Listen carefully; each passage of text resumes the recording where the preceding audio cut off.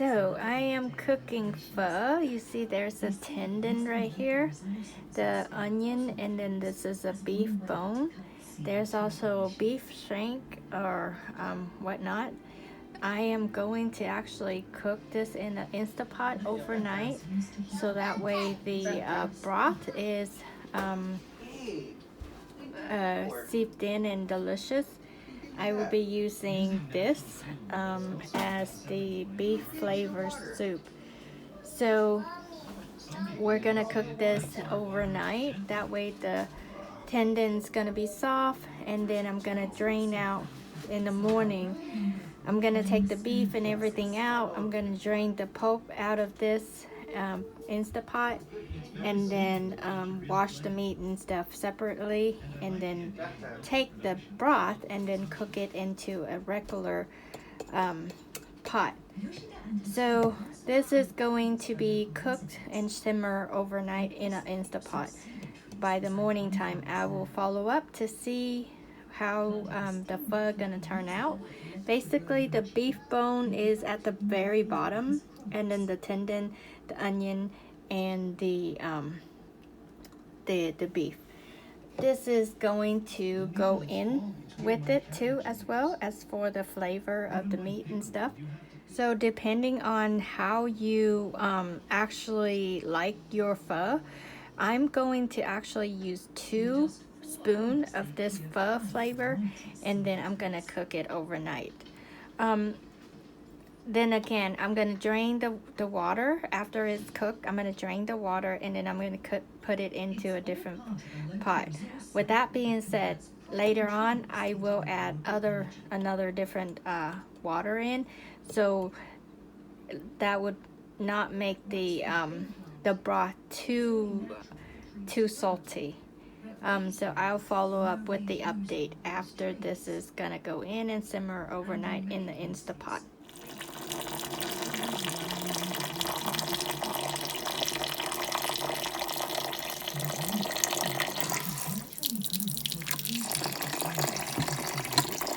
So basically what you want is the water to cover everything.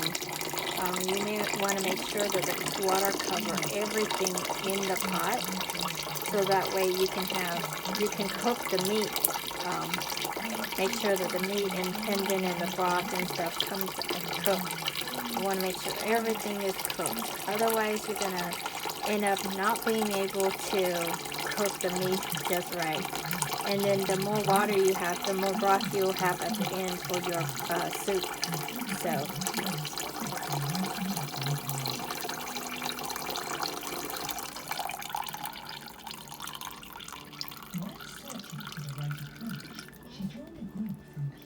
okay, so I'm gonna cook the soup broth. I press on that, and then I'm gonna let it cooked. And I make sure that everything is closed so it's not venting. And I'm gonna let it cook overnight. So okay, so this is from the Instapot. Is was cooking throughout the night. I'm gonna transfer the broth into a different pot, and I'm gonna stovetop cook it. These are the meat and the tendon that I kind of take out.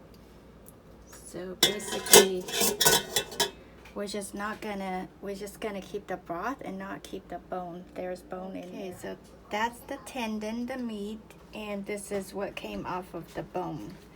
This is the bone directly. So I'm gonna throw away the bone, and then this is the bone marrow and stuff. So I'm gonna put it into the pho as a side dish, and that is my broth down there. So this is the beef, and it's the thinly sliced beef for pho.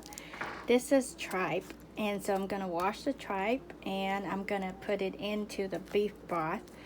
I honestly don't like tripe, but that's what it's cooked with.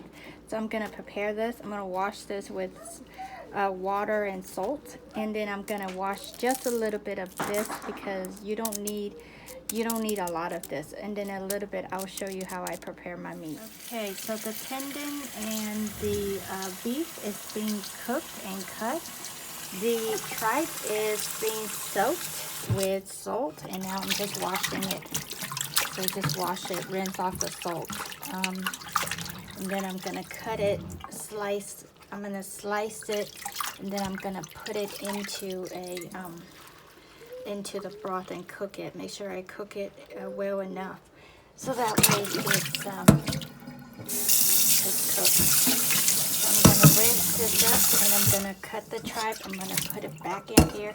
I'm gonna take it over to the stove. So I'm gonna slice it up thinly and stringy. So I'll be right back. Okay, so I thinly sliced my tripe. As you can see, is cleaned and washed and thinly sliced.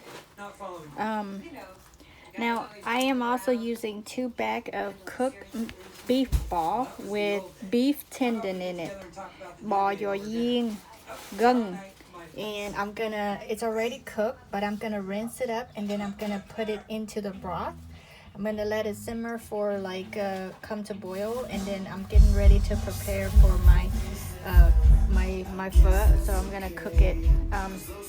So I'm gonna take the stripe over here, and I'm gonna place right there. That's my broth.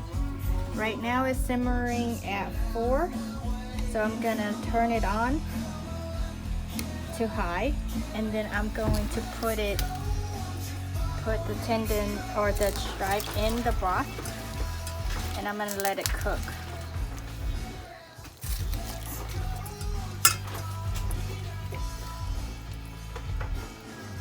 I may add more water in it depending on what it tastes like. I don't want it too salty. So I'm gonna rinse this out, and I'm gonna wash my beef ball in it.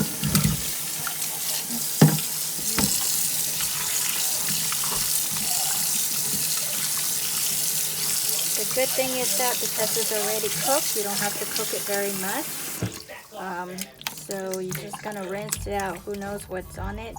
And then you want to like separate it because it was vacuum bagged. So you want to separate it. Make sure the beef ball is separated, so when you cook it, it doesn't stick together.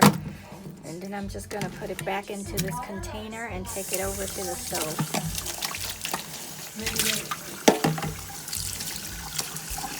I'm using warm water to wash it.